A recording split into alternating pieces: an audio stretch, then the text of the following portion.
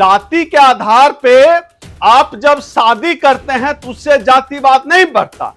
ब्राह्मण जाति का ही खाली जज होता है जब हाई कोर्ट सुप्रीम कोर्ट में, उससे जातिवाद नहीं बढ़ता। सेंट्रल यूनिवर्सिटी में सिर्फ जो है सवर्ण जाति का ही वाइस चांसलर होता है, प्रोफेसर होता है, उससे जातिवाद नहीं बढ़ता।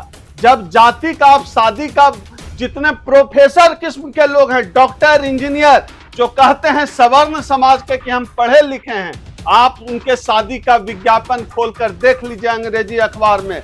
उनको अपने कास्ट का दामाद चाहिए, अपने कास्ट का बहनोई चाहिए, उससे जातिवाद नहीं बढ़ता। जात का कॉलेज में एडमिशन देते समय जात देखते हैं, इंटरव्यू में नौकरी देते समय जात देखकर नंबर देते हैं, उससे जातिवाद नहीं बढ़ता। उनके दामाद का भाई का चचेरा भाई जज है तो वो जज बनेंगे, ये इनका मेरिट है, इनको अवसर मिला। मेरिट कुछ नहीं होता है, अवसर सब कुछ है, और इनको अवसर मिला, इन्होंने अवसर छीना हमसे, हमको सदियों पीछे धकेल दिया गया, हमें अवसर नहीं मिला। बराबरी की लाइन से हमारी दौड़ ही शुरू नहीं हुई।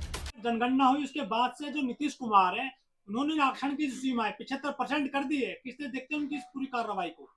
नहीं, ये तो मुझे ये लग रहा है इस पूरे मामले में कि पहली बार भारत की राजनीति सही दिशा में जा रही है। और सबसे दिलचस्प यह है कि समाजवादी पार्टियां जितनी हैं, समाजवादी धरे की पार्टियां, वो आरक्षण की बात करती रही हैं, जो सोशलिस्ट किस्म की राजनीति करती हैं, विपक्ष पार्टियां हैं, लेफ्ट मिजाज की पार्टियां हैं, जो थोड़ा बाबा साहब को मानने वाली पार्टियां हैं, ये लोग तो जातिगत आरक्षण की बात करते ही रहे हैं, हम लोग भी करते रहे हैं। लेकिन मजा यह है कि इस बार जो है अमित शाह कर रहे हैं जाति जनगणना की बात। भारतीय जनता पार्टी जो है जाति जनगणना का क्रेडिट लेने पे तुली हुई है। आज मैं सुबह YouTube पर एक वीडियो देख रहा था, बीजेपी का एक नेता अजय आलोक, वो बता रहा है कि जाति जनगणना उनका प्रस्ताव था और वो जो है कोविड की वजह से नहीं करा पाए। ये भारतीय राजनीति का सबसे दिलचस्प पहलू है कि भारतीय जनता पार्टी जाति जनगणना के सवाल, जाति जनगणना का क्रेडिट लेना चाहती है। इसका सीधा सा मतलब है, इस देश के बहुजनों ने, इस देश के अंबेडकरवादियों ने जो लड़ाई लड़ी, हमारे संगठन ने, परिसंघ ने भी इस लड़ाई को लड़ा है 1997 से। हमारा जो एजेंडा है, इस देश में जिसकी जितनी आबादी है, जिस जाति की जितनी आबादी है, उसको उतनी भागीदारी मिले।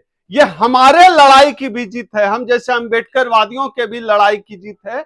हम जो बात कहते हैं वह बात खाली नहीं गई, हमारी बात जनता तक पहुंची, जनता का मुद्दा बनी। क्योंकि कौन सी राजनीतिक पार्टी यह बात कर रही थी? यह बात बामसेफ जैसे संगठन कर रहे थे, यह बात परिसंघ जैसा संगठन कर रहा है, यह बात छिटपुट तरीके से जो अंबेडकराइट जो एक्टिविस्ट हैं, बहुजन एक्टिविस्ट हैं, वो गाहे बगाहे कर रहे हैं और पुरजोर तरीके से कर रहे हैं। तो वो बात राजनीतिक मुद्दा बन गया, ये बड़ी बात है। और राहुल गांधी ने कहा कि जिसकी जितनी आबादी उसकी उतनी भागीदारी, यह और भी ज्यादा राजनीतिक हो गया यह मामला। यह एक बड़ी जीत है हम लोगों की, इसको हम अपनी जीत की तरफ देखते हैं। और अगर भारतीय जनता पार्टी 2024 के चुनाव को हिंदू मुस्लिम की तरफ न ले जा पाए, जिसकी तैयारी इस देश की जनेऊ मीडिया कर रही है कि 2024 का चुनाव शिफ्ट हो जाए हिंदू मुस्लिम की तरफ, अयोध्या से शुरू कर रहे हैं ये 2024 की तैयारी। अगर यह शिफ्ट नहीं होता है और 2024 का चुनाव अगर जाति जनगणना के आधार पर लड़ा गया, याद रखिएगा, इस देश की पूरी राजनीति बदल जाएगी। इस देश की राजनीति उस तरफ चली जाएगी जिस तरफ राजनीति को ले जाने की लड़ाई हम लोग ले जाना चाहते हैं। तो जिस तरह से यह जाति जनगणना का सवाल उठा है, आप देखिए भारतीय जनता पार्टी के पेट में किस तरह दर्द है। वो तो न रो पा रहा है न हंस पा रहा है। भारतीय जनता पार्टी की स्थिति ऐसी है क्योंकि ओबीसी उनका कोर वोटर रहा है और इस जाति जनगणना का सबसे अधिक लाभ ओबीसी को मिल रहा है। तो भारतीय जनता पार्टी न निगलने की स्थिति में है न उगलने की स्थिति में है। मैं एक वीडियो देख रहा था कि जब जाति जनगणना जिस दिन पालन हुआ उसके अगले दिन मिठाई लेकर जो है बिहार में आरजेडी और जो है जदयू आदि के जो है विधायक ले जा रहे थे मिठाई का डब्बा, उनके साथ मारपीट किया, मिठाई का डब्बा गिरा दिया भाजपा के विधायकों ने, भाजपा के नेताओं ने। तो इससे पता चलता है कि उनको चिढ़ कितनी है। और इस देश की जो SC ST OBC के लोग हैं उनके सामने भी चेहरा स्पष्ट हो गया कि कौन उनके हित में है और कौन उनके खिलाफ है।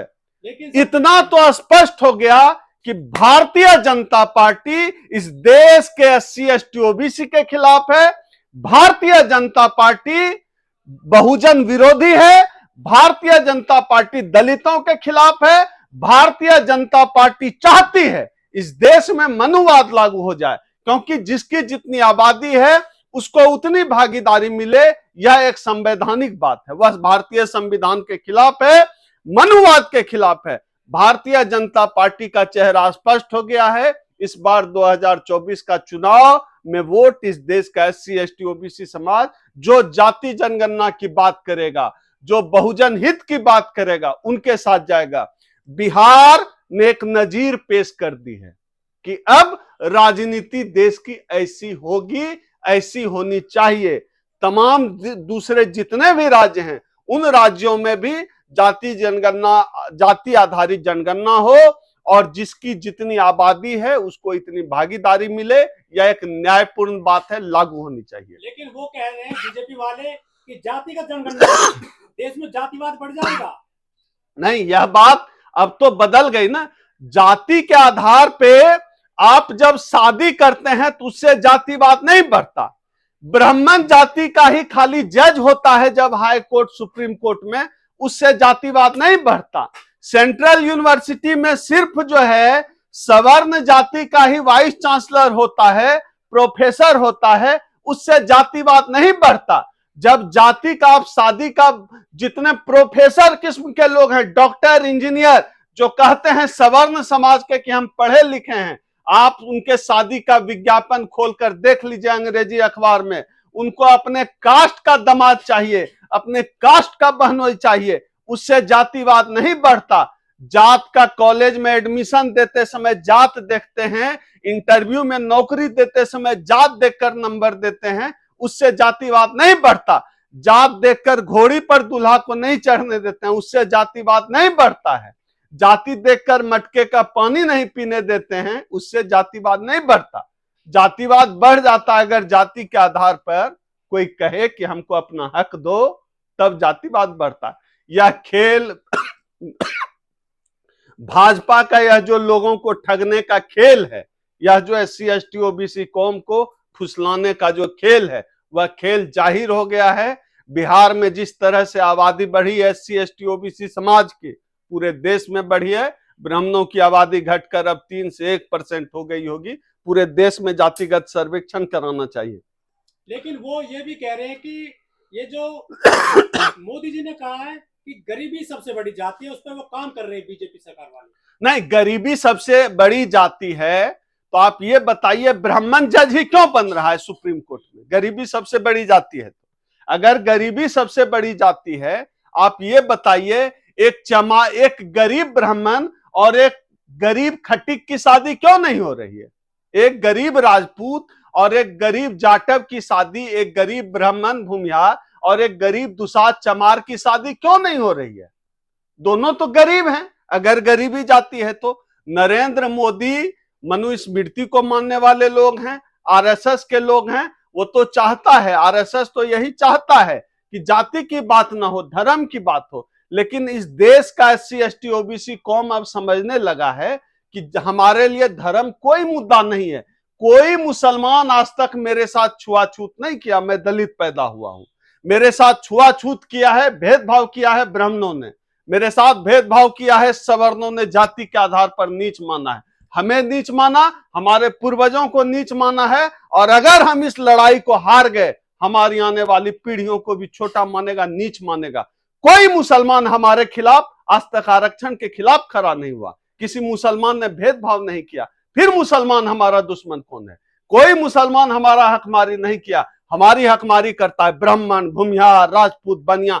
वो हमारे खिलाफ है। आप समझिए अपर कास्ट के लोगों को बहुत कोसते हैं, वो काबिल मेहनत करते हैं तभी पढ़ाई में आगे जा रहे हैं सर। वो नहीं, उनकी मेहनत हम समझते हैं। अब कॉलेजियम सिस्टम से जज बने बैठे हैं। इनका फूफा जी जज है तो ये जज बने, इनका बाप जज था तो ये जज बनेंगे, उनके दामाद का भाई का चचेरा भाई जज है तो वो जज बनेंगे। ये इनका मेरिट है, इनको अवसर मिला। मेरिट कुछ नहीं होता है, अवसर सब कुछ है। और इनको अवसर मिला, इन्होंने अवसर छीना हमसे। हमको सदियों पीछे धकेल दिया गया, हमें अवसर नहीं मिला। बराबरी की लाइन से बराबरी की लाइन से हमारी दौड़ ही शुरू नहीं हुई, तो फिर हार जीत क्या।